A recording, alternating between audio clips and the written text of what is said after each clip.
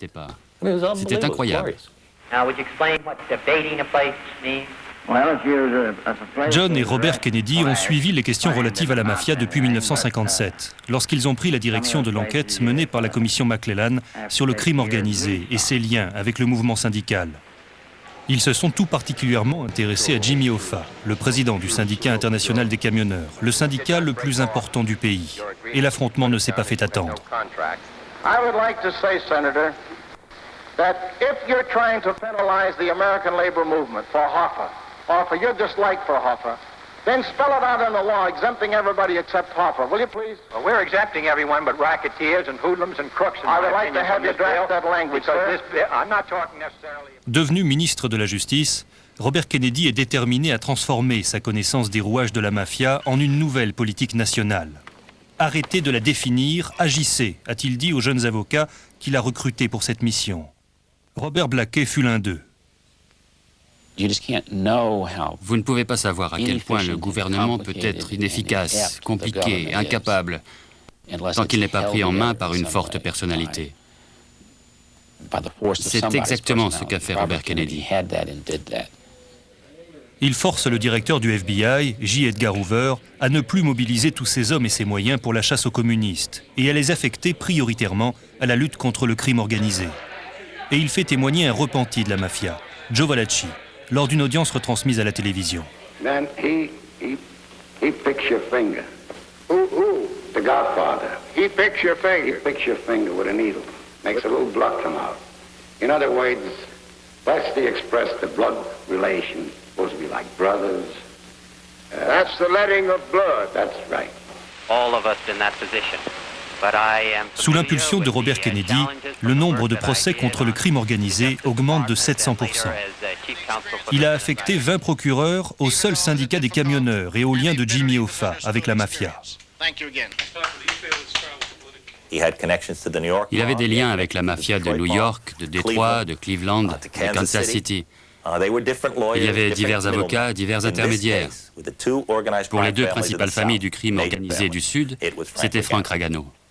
Il faisait partie de l'équipe qui a défendu Jimmy Hoffa au cours des divers procès. Mais il était celui auquel Hoffa parlait de sujets personnels, lesquels concernaient exclusivement les deux patrons du crime organisé de Tampa et de la Nouvelle-Orléans.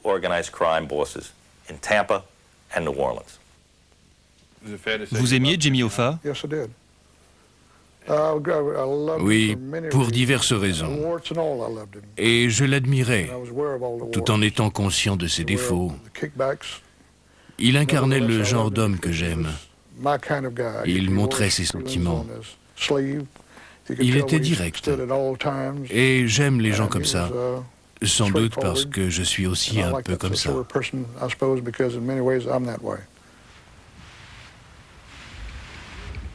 Nous avons rencontré Frank Ragano il y a quelques mois, à Tampa, en Floride. Il nous a dit qu'il était prêt à révéler pour la première fois tout son passé d'avocat de Hoffa et de la mafia. Mais nous voulions d'abord tester sa crédibilité et vérifier son histoire. Il fut un témoin très spécial de certains des plus sombres secrets de l'histoire américaine, y compris la disparition de Jimmy Hoffa, les complots CIA-mafia pour assassiner Fidel Castro et l'assassinat du président Kennedy.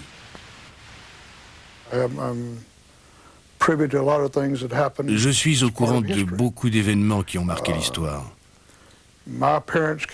Mes parents étaient des immigrants siciliens. Ce pays s'est montré très bon pour moi. J'ai eu beaucoup de chance. J'ai pu devenir un avocat célèbre et je dois beaucoup à ce pays. Pour comprendre les secrets de Frank Ragano, il faut d'abord comprendre comment il s'est lié à la mafia.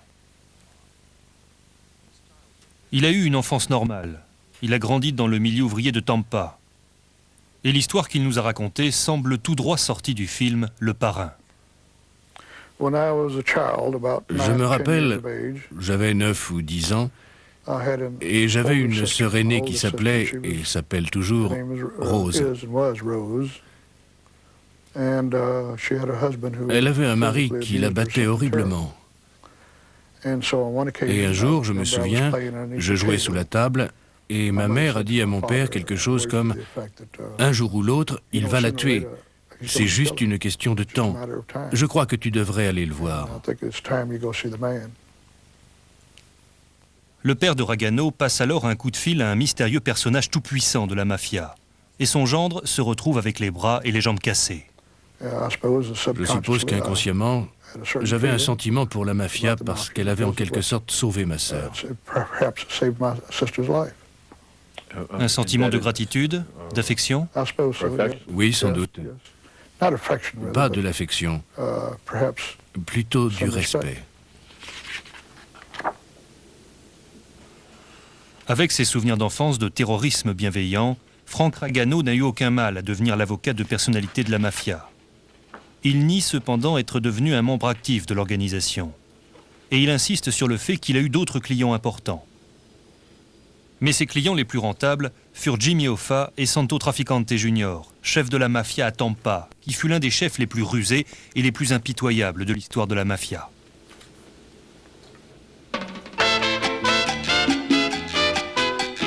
Frank Ragano a rencontré Santo Trafficante en 1954 et ce dernier l'a souvent invité ici, à Cuba.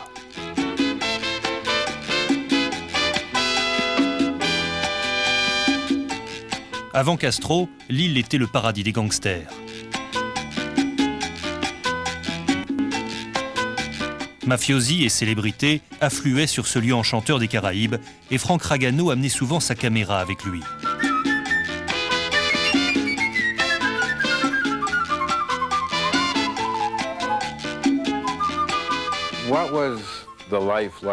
Comment était la vie à Cuba avant la Révolution, en 1957 ? Je me sentais invincible. Je sentais tout ce pouvoir qui me portait. Je pouvais faire n'importe quoi. Rien n'était impossible, c'était presque magique. Ils pouvaient ouvrir toutes les portes, rendre pratiquement tout possible. Il me suffisait de demander.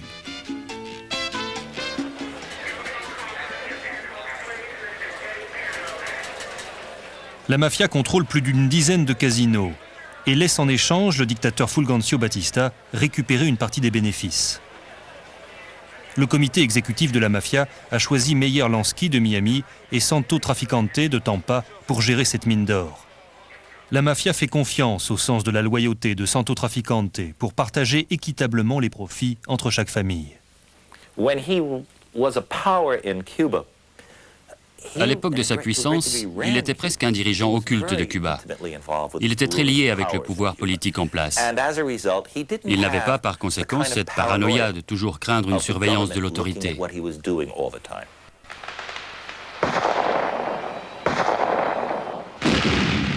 Mais en 1959, la révolution de Fidel Castro menace le fonctionnement des casinos.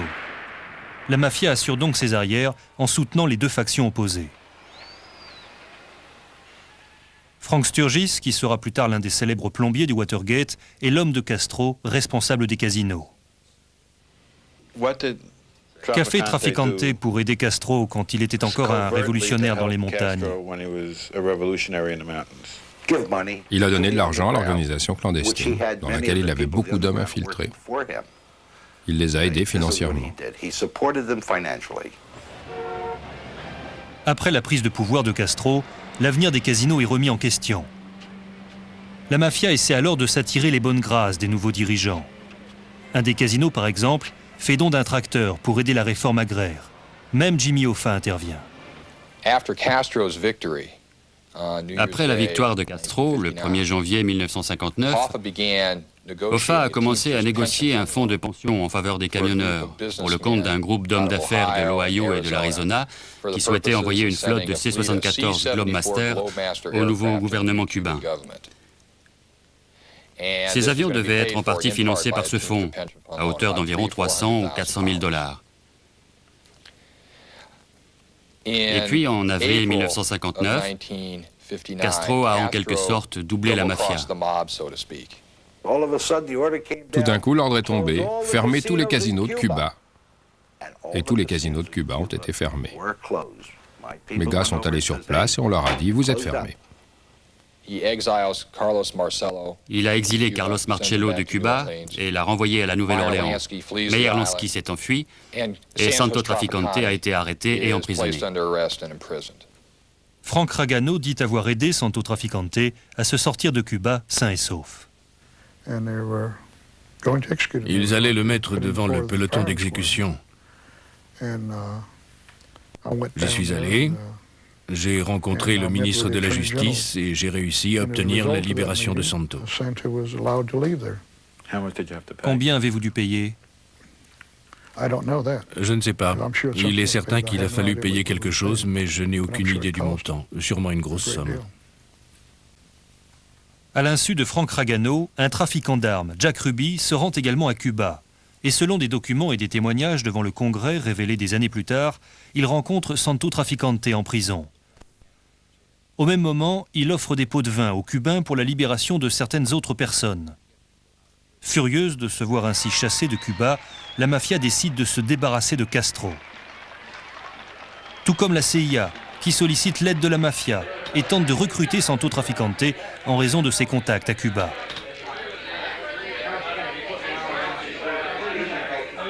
Mais selon Frank Ragano, Santo Traficante considère qu'il est impossible d'assassiner Castro sans se faire tuer et décide donc de simplement donner le change à la CIA.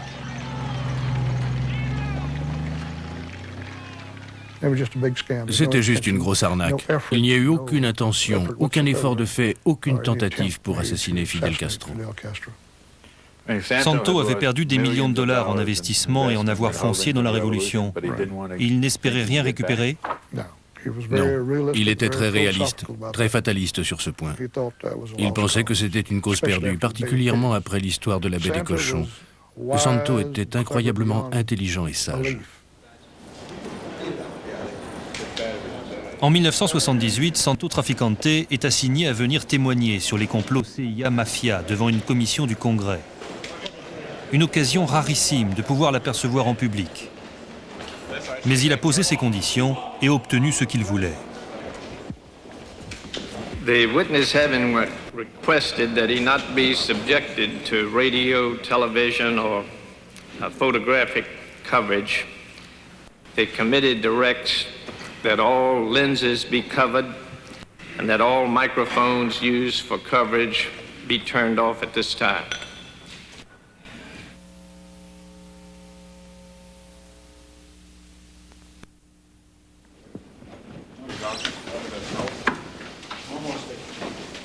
Après une journée entière d'audition, Santo Traficante ressort sans faire aucun commentaire à la presse. A-t-il dit la vérité sur les complots contre Fidel Castro? Non, il a menti à la commission. Comment le savez-vous? Il me l'a dit. Je n'étais pas son avocat à l'époque, mais il leur a dit ce qu'ils voulaient entendre. C'est-à-dire? Qu'ils avaient vraiment essayé d'assassiner Fidel Castro alors que c'est faux. Ils l'ont prétendu, mais ils n'ont rien fait. Santo a donc escroqué la CIA. Oui, bien sûr. Il m'a dit, je leur ai dit ce qu'ils voulaient entendre. Et il a ajouté une chose que je n'oublierai jamais. Je me rappelle, quand j'étais gamin et que j'allais à l'école, je lisais les livres d'histoire et j'écoutais les professeurs et j'y croyais. Je ne pensais pas que les gens mentaient sur l'histoire. Il a rajouté, c'est des conneries, je viens de faire l'histoire et j'ai menti. Santo Traficante ne racontera à Frank Ragano l'escroquerie de la CIA par la mafia que des années plus tard. Au début des années 60, la confiance commence à peine à s'établir entre la mafia et son avocat. Les efforts de Frank Ragano pour faire sortir Santo Traficante de Cuba ont marqué le début d'une amitié. Et Frank Ragano a été surpris d'apprendre que leur père se connaissait. Il m'a dit, je pense que tu sais que mon père a aidé ton père il y a quelques années. J'ignorais totalement de quoi il parlait. Tu vois de quoi je parle? Tu te rappelles pour ta sœur? Son mari la battait. Mon père y a mis un terme. C'est là que j'ai compris pour la première fois qui mon père était allé voir. Le bon temps continue pour Frank Ragano. Dès le début, il franchit la limite entre avocat et client en fréquentant Santo Traficante. Sa femme, Nancy, se joint souvent à eux. Je suis sortie dîner plusieurs fois avec Santo et Frank. Santo était l'image même du gentleman. Je l'aimais bien. Je l'aimais même beaucoup. Il était cultivé. Il me parlait très gentiment. Il était très poli et agréable. Santo Trafficante est un parrain selon la plus pure tradition. Son père a été un patron de la mafia. Lorsque son fils a eu 20 ans, il l'a envoyé à New York comme apprenti auprès du parrain Carlo Gambino.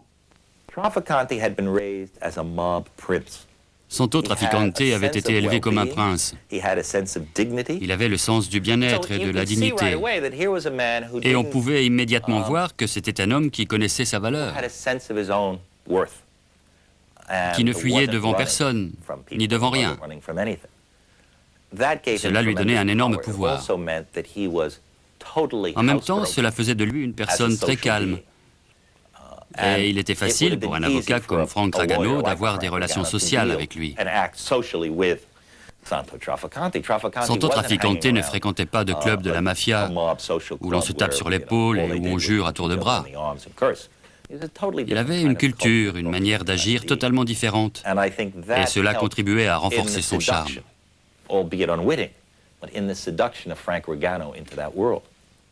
Mais il y a au personnage de Santo Trafficante une facette beaucoup plus sinistre. Malgré tout son panache, son style et sa sophistication, cet homme a bien sûr ordonné des meurtres, beaucoup de meurtres. Derrière sa façade amène, c'était un boucher. Santo Trafficante dit à Frank Ragano qu'il veut traiter avec Jimmy Hoffa. Mais il veut pouvoir témoigner sur l'honneur, qu'il ne l'a jamais rencontré s'il est assigné devant un grand jury. Il demande donc à Frank Ragano de servir d'intermédiaire. Je n'ai pas été désigné messager, ça s'est trouvé comme ça. À chaque fois que je voyais Santo et qu'il savait que je venais de quitter Jimmy, bien sûr, nous ne l'appelions pas Jimmy, mais Martetuzzo, c'est un surnom que je lui avais donné. Santo me demandait « Que fait Martetuzzo ces temps-ci? Que se passe-t-il » Ça veut dire quoi, Martetuzzo? Petit marteau. Je l'avais ainsi surnommé parce qu'il passait son temps à taper avec un petit marteau.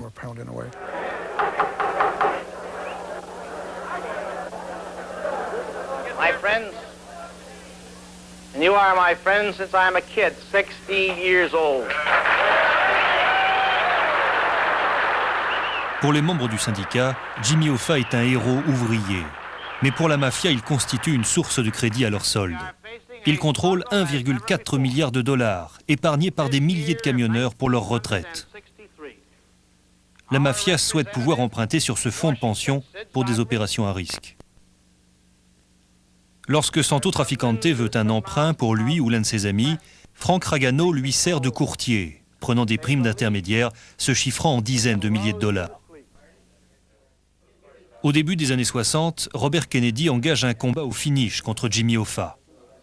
15 grands jurys enquêtent sur le syndicat sur la base de chefs d'accusation allant de la fraude et l'extorsion au trucage d'élections. This is Gestapo tactics as never practiced even by Hitler, Mussolini or Khrushchev. Hoffa en a assez.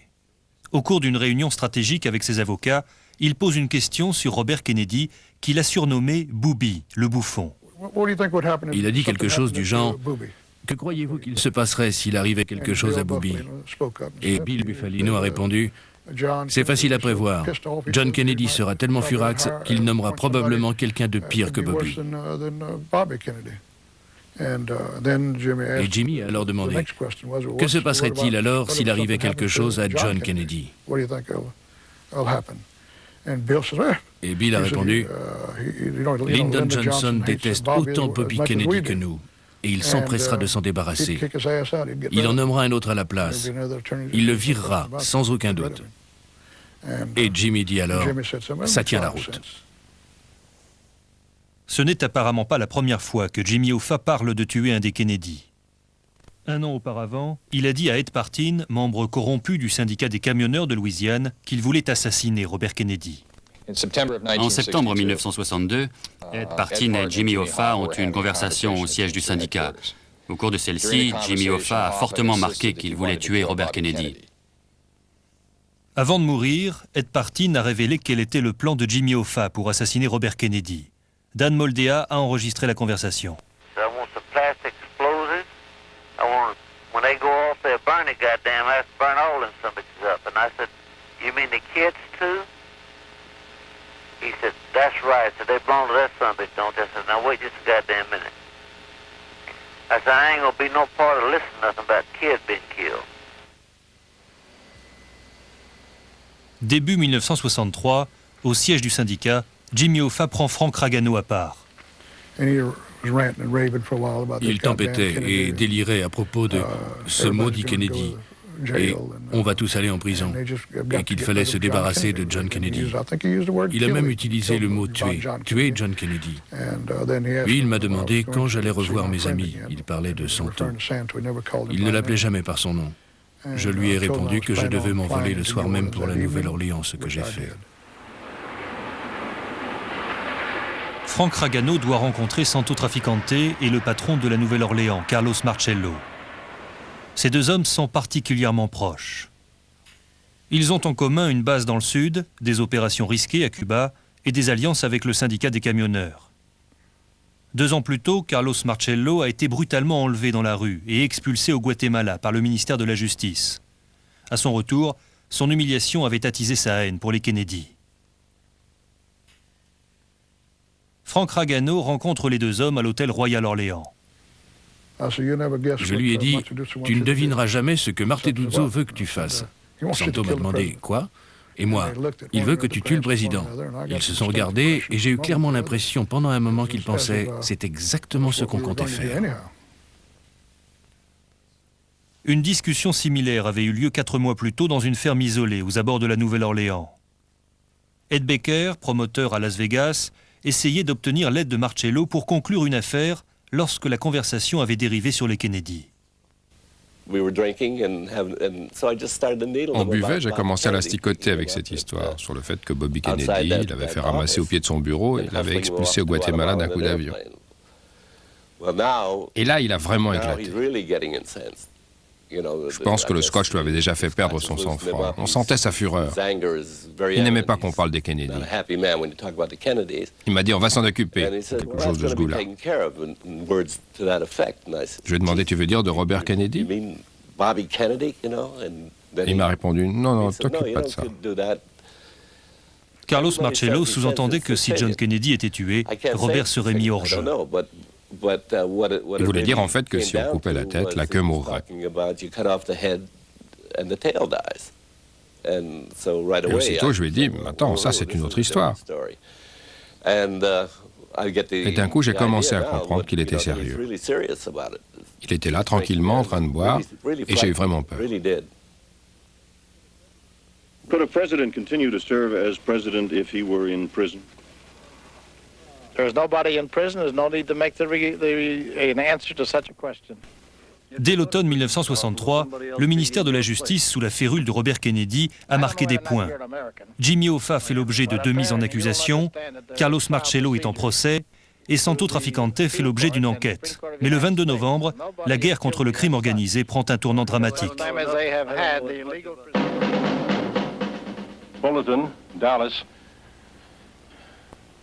3 shots were fired at President Kennedy motorcade today in downtown Dallas. The first reports say, here it is, flash, Washington, government sources here in the Capitol say, President Kennedy is dead. Quand je suis arrivé au cabinet, le personnel était complètement hystérique. La radio beuglait et les secrétaires pleuraient. Quand je suis passé à côté de la réceptionniste, elle me dit « Monsieur Hoffa au téléphone ». Je suis allé dans mon bureau, j'ai pris le récepteur et j'ai dit « Bonjour Jim ».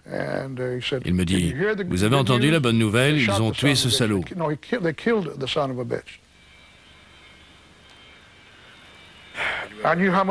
Je savais combien il détestait les Kennedy. Et c'était sans doute le plus beau jour de sa vie. Et je dois dire en toute candeur que j'étais également ravi. Les ennemis de mes clients étaient mes ennemis. Santo Trafficante appelle également Frank Ragano ce jour-là et l'invite à se joindre à lui avec sa femme Nancy pour fêter l'événement à l'International Inn. Nous sommes allés dans le salon et nous avons porté des toasts à l'assassinat de John Kennedy. Il était au comble de la joie. Que disait-il? On s'est débarrassé de ce maudit Robert Kennedy. Ils vont peut-être enfin laisser Jimmy tranquille et Carlos, ils vont tous nous laisser tranquilles. Tout ce que je peux dire, c'est que j'étais horrifiée, complètement horrifiée de les entendre tous les deux porter des toasts à l'assassinat. J'ai posé brusquement mon verre et je suis partie. C'était plus que je ne pouvais en supporter. Une partie de vous-même souhaitait-elle la suivre? Oui, bien sûr. Je voulais partir avec elle. Mais j'ai senti que Santo m'aurait méprisé pour ça. J'ai essayé de me mettre à sa place, et il n'aurait jamais fait ça. Pendant un bref moment cette nuit-là, juste avant de m'enfuir, j'ai eu l'impression que Santo avait quelque chose à voir dans tout ça.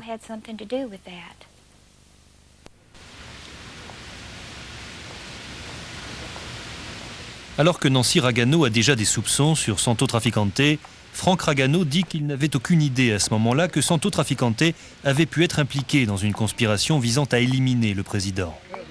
Même aujourd'hui, il ne peut totalement affronter les conséquences de son passé. Mais face à la vigueur de ces démentis, nous poursuivons avec lui le portrait édulcoré de Santo Trafficante. À ce moment de votre vie, ressentiez-vous des remords, de la honte, ou même le vague soupçon de mettre vos talents d'avocat au service d'ordures qui gangrénaient la société?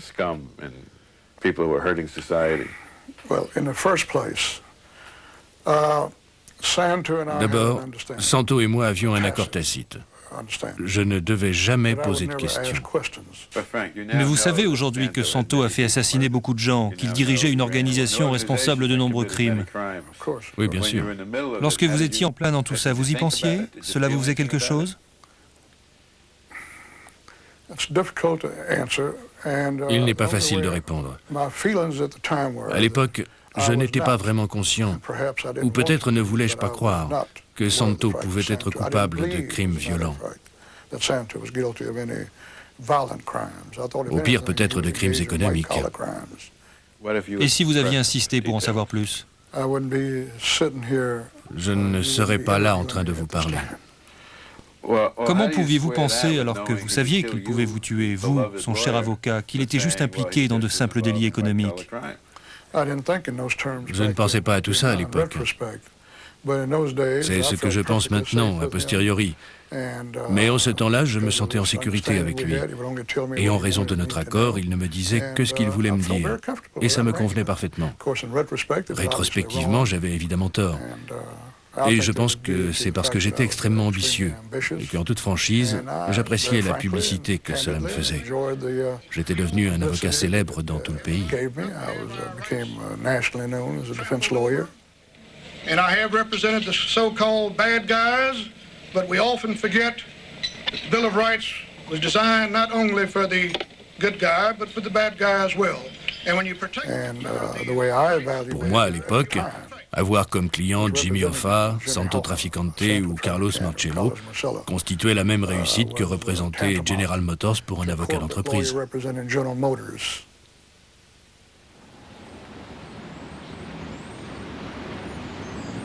Son frère disparu et en but à un nouveau président hostile, Robert Kennedy démissionne de son poste de ministre de la Justice en 1964. En 4 ans, le nombre d'enquêtes sur le crime organisé chute de 75%. Le FBI continue à surveiller Santo Trafficante, mais il est plus intelligent que ses poursuivants. Surveillé et suivi à Tampa, à Miami et à New York, Santo Trafficante ne passe jamais d'autres nuits en prison. L'agent du FBI, Jim Keane, a enquêté pendant 15 ans sur Trafficante.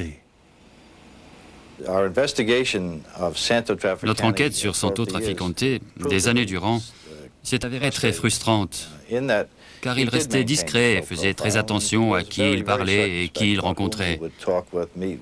Il était donc très difficile d'obtenir des informations de personnes ayant pu l'approcher suffisamment et donc de pouvoir faire avancer l'enquête.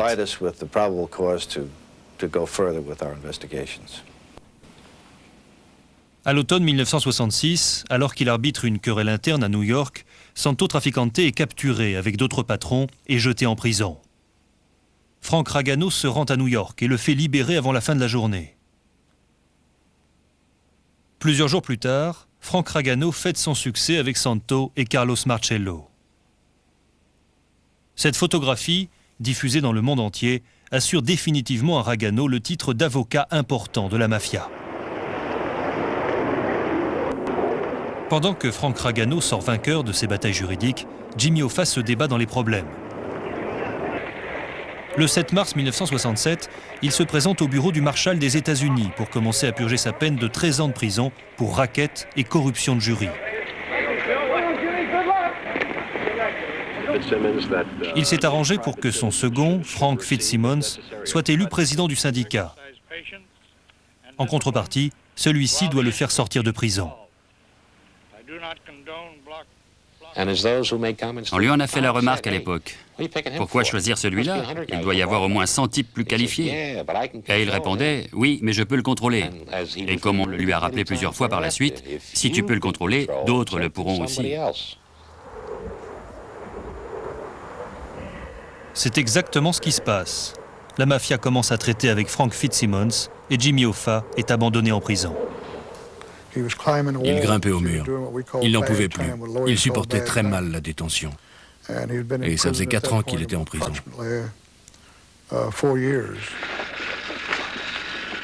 En avril 1971, Jimmy Hoffa bénéficie d'une permission humanitaire de 4 jours pour aller voir sa femme souffrante. Il en profite pour arranger un rendez-vous avec Frank Fitzsimmons à l'hôtel Fairmont de San Francisco. Hoffa demande à Frank Ragano d'être présent. Et lui dit, Fitz, regarde-moi bien dans les yeux, parce que je vais te dire ça une fois et une seule. Si tu ne me sors pas de prison avant Noël, tu ne seras plus là pour célébrer le Nouvel An. À ce moment-là, il a regardé dans ma direction et dit, j'ai encore des amis dehors. Et c'est là que j'ai compris pourquoi il voulait que je sois présent. Il montrait à Frank Fitzsimmons qu'il disposait encore des moyens pour exécuter sa menace.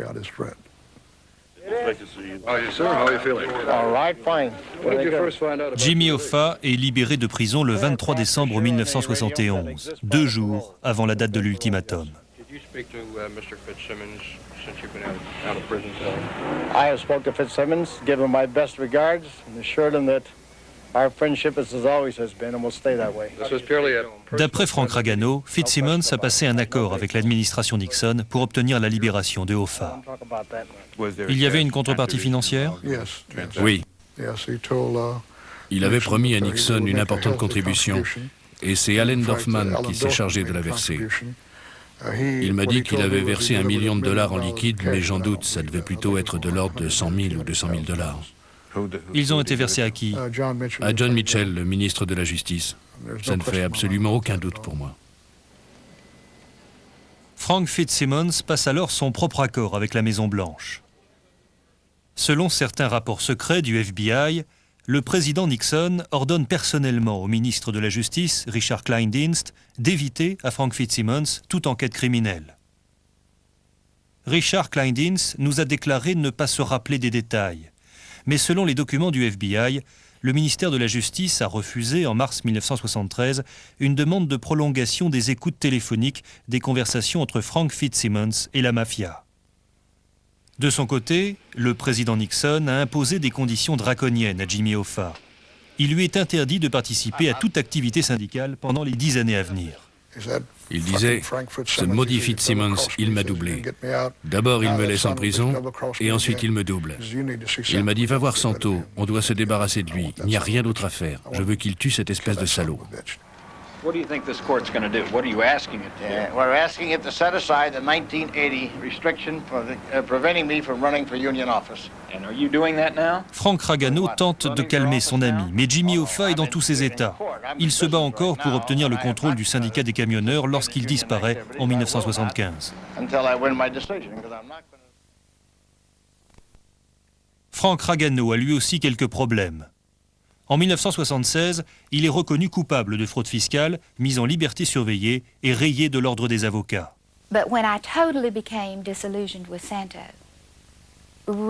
J'ai perdu mes dernières illusions sur Santo lorsqu'il est venu me voir après la condamnation de Frank et qu'il m'a dit « Tu es une femme bien, tu as de beaux enfants. Frank est fini. Fais tes valises et pars dans ta famille. Ça a été dur à accepter, vraiment dur. Santo Trafficante n'avait plus besoin de lui et lui a tourné le dos. Ce qui n'a rien d'étonnant dans ce milieu.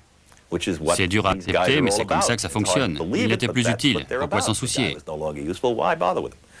Santo Trafficante lui a donc tourné le dos, et cette trahison a totalement bouleversé l'échelle de valeurs de Frank Ragano. C'était si extraordinaire qu'il n'aurait jamais pensé que cela puisse arriver. Toute sa vie, sa femme lui avait répété « Ce ne sont pas de vrais amis, ils te trahiront un jour, ils sont capables de tout. » Et lui pensait « Elle se fait une montagne de rien. » Et finalement, c'est elle qui avait raison.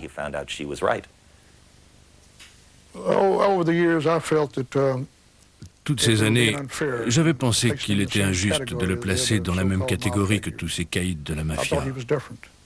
Je pensais qu'il était différent. Et puis il est arrivé un moment où je me suis retrouvé pratiquement sans ressources. Ma fierté me l'interdisait, mais Nancy a fini par me convaincre qu'il ne nous restait pas d'autre solution que d'aller lui demander une aide financière. Je suis allé le voir et il m'a accueilli comme d'habitude. Il m'a embrassé sur les deux joues et a passé son bras autour de mon épaule. Il m'a dit « Tu sais que je t'aime comme un frère ». Il m'a serré dans ses bras et m'a dit « Demande-moi ce que tu veux. Si tu veux faire casser les bras ou les jambes de quelqu'un, te débarrasser d'un gêneur. » J'ai commencé « Santo ». Et là, il m'a coupé. « Mais ne me demande pas d'argent. » Je lui ai alors dit « Je ne veux pas faire casser de bras ou de jambes, ni me débarrasser de personne. J'ai besoin d'argent. Je ne peux pas t'aider. » Et ça s'est arrêté là. J'étais sidéré. J'avais enfin compris qu'il n'était absolument pas différent des autres. Il m'a abandonné alors que je croyais en notre amitié.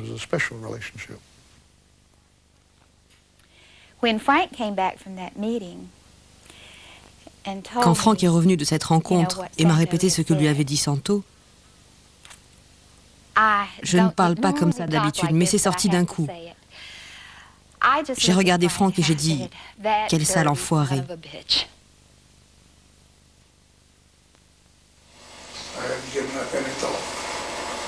Frank Ragano ne travaille pas pendant 5 ans, jusqu'à ce que les tribunaux lui rendent son droit d'exercer en 1981. Lorsque Santo Trafficante, malade, est accusé de racket en 1983, il se rend compte que Frank Ragano peut encore lui être utile et lui demande de le défendre. Il lui avoue qu'il a peur de mourir en prison. Je me suis senti obligé de le défendre, sachant pertinemment qu'il ne le ferait pas s'il était à ma place. Mais c'était plus fort que moi. S'il m'avait écouté, Frank ne l'aurait pas représenté. Cet homme ne signifiait plus rien pour moi. J'espérais que ce serait la même chose pour Frank. Mais il avait besoin de faire une dernière chose pour lui au cours de ce procès.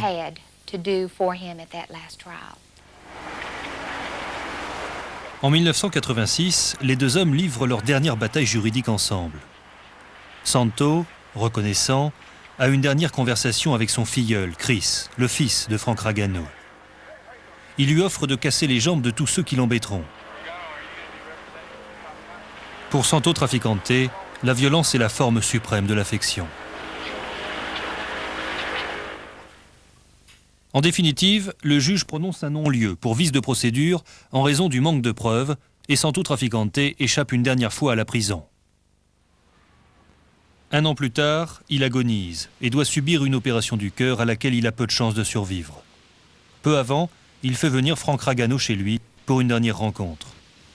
Je pense qu'il voulait se libérer d'un poids. Il m'a raconté les erreurs qu'il avait commises au cours de sa vie et m'a juré qu'il ferait les choses différemment s'il pouvait tout recommencer. Et c'est comme ça que c'est parti. Pour la première fois en 30 ans, Frank Ragano pose à Santo Trafficante une question directe.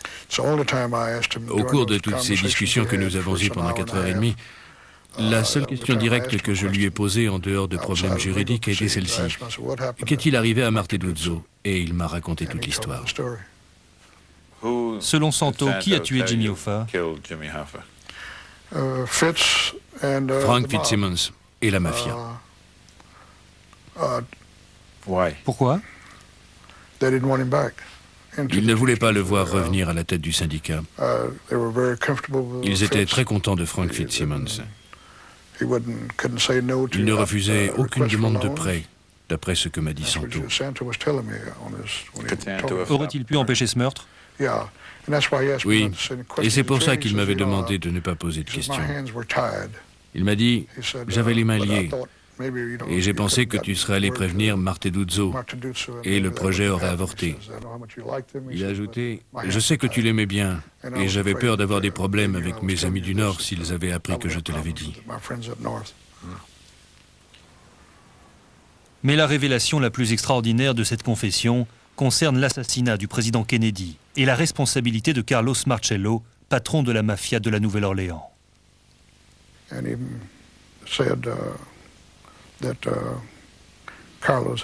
Il m'a dit que Carlos avait fait une belle bêtise en se débarrassant de Juan. Il appelait John Kennedy Juan, John en italien. Je savais à qui il faisait référence. Il a ajouté qu'ils auraient mieux fait de se débarrasser de Bobby. Que voulait-il dire en affirmant que Carlos avait fait une grosse bêtise?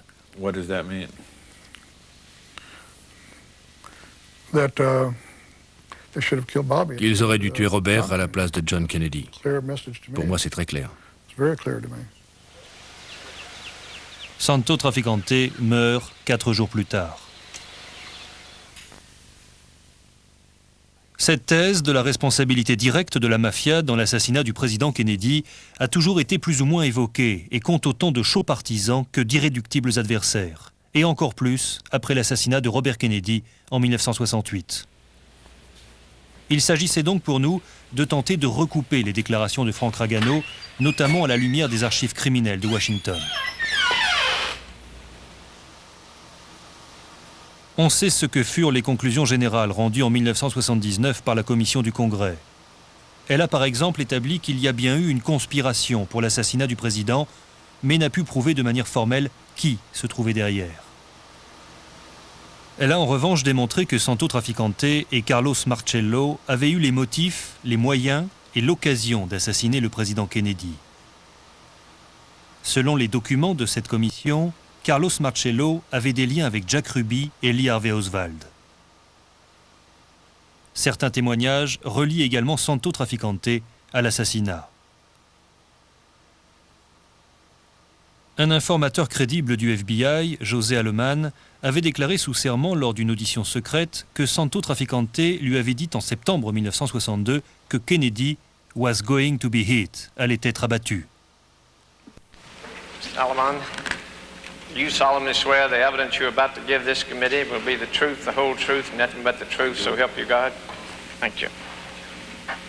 Mais au cours de l'audition publique, Aleman, qui craignait pour sa vie, avait changé sa version. Prior to that, had you heard the expression, he's going to be hit, the term before? Are you familiar with that expression? Well, it's going to be hit with a lot of votes from the Republicans or anything like that. I didn't have any idea at that moment. That's why I want to bring this to the committee. Finalement, la commission, en raison de son devoir de prudence et du manque de preuves directes, n'avait pas conclu à l'implication de Santo Trafficante ni de Carlos Marcello dans l'assassinat.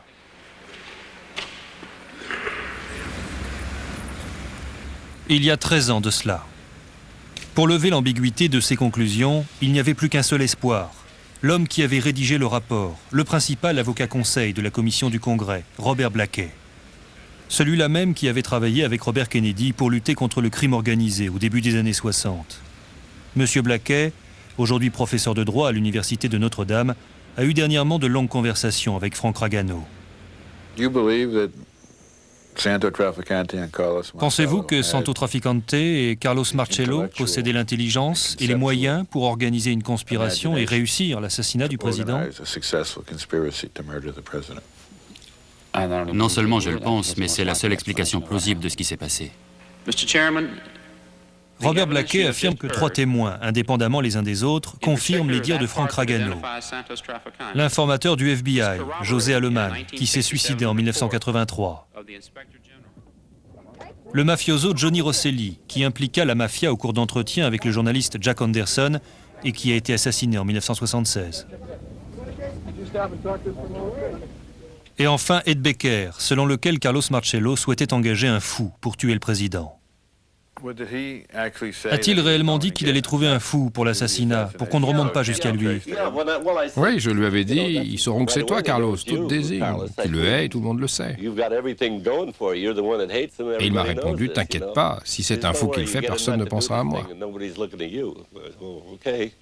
So this deathbed revelation is not so much a Cette confession n'est pas tant une révélation qu'une confirmation de ce que beaucoup de gens pensaient être le scénario le plus crédible de l'assassinat.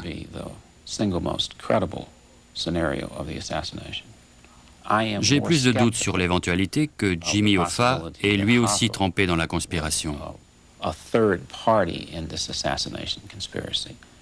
Qu'il ait été au courant, qu'il l'ait soutenu et qu'il ait donné son accord pour son déroulement me semble très probable. Mais qu'il ait été à l'origine du plan et que Carlos Marcello et Santo Traficante n'aient été que ses instruments ne concorde pas avec les preuves rassemblées.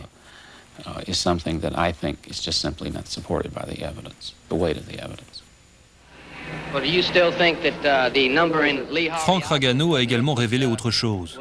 Il avait assisté à un procès en 1969 à la Nouvelle-Orléans, au cours duquel le procureur Jim Garrison avait affirmé que c'était la CIA et non la mafia qui avait commandité le meurtre.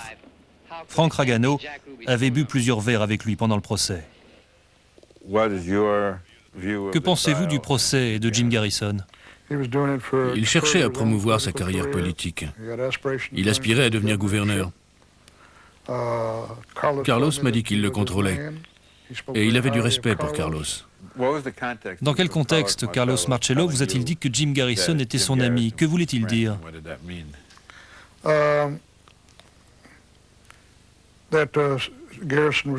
Que Garrison essayait de protéger la mafia, qu'il ne dirait et ne ferait rien pour nuire à la mafia et à Carlos. Si on lit entre les lignes de son enquête, le mot d'ordre implicite est d'un bout à l'autre tout le monde sauf Carlos Marcello. À la question « Carlos Marcello a-t-il pu influencer Garrison ?», la réponse est non seulement il l'a pu, mais il l'a fait.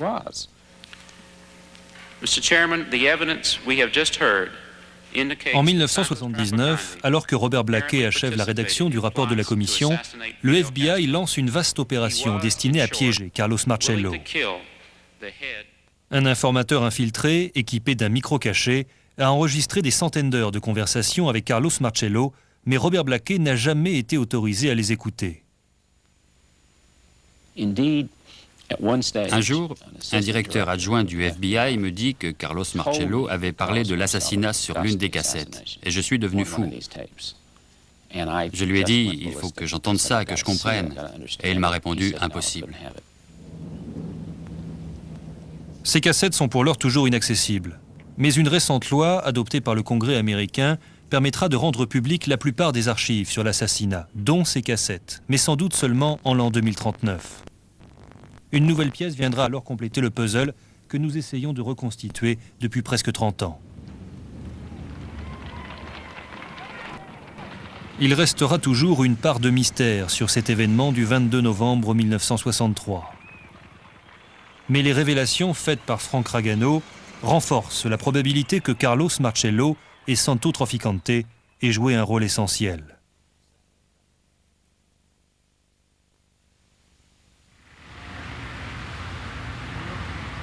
Frank Ragano a pris sa retraite et travaille à sa biographie. Les experts sur la mafia interrogés croient son histoire. Et nous n'avons pu déceler aucun mensonge en 9 mois d'enquête. Mais beaucoup se méfient. Je pense que Frank Ragano prêche pour sa paroisse. Et je souhaiterais avoir des sources indépendantes et fiables pour vérifier tout ce qu'il m'a dit. Ça ne joue pas particulièrement en sa faveur de reconnaître qu'il a peut-être été complice de l'assassinat du président. Pour vendre un livre ou un scénario, ça peut être un bon moyen. Frank Ragano a été condamné une deuxième fois pour fraude fiscale, et cette fois à 3 ans de prison. Fils d'immigrés, il a été séduit puis lâché par les démons du rêve américain. Aujourd'hui, il vit avec la certitude que ses clients se sont ligués pour tuer le président des États-Unis. C'est un poids terrible sur la conscience d'avoir été associé aux instigateurs de cette tragédie. Mais je ne peux plus rien y faire, sauf subir de temps en temps quelques nuits blanches. Vos révélations constituent-elles une sorte d'expiation ? J'imagine qu'il faut vivre avec sa conscience, et peut-être cela m'aide-t-il un peu. Mais le plus important, à mon avis, est de rétablir la vérité et de faire connaître ce qui s'est réellement passé.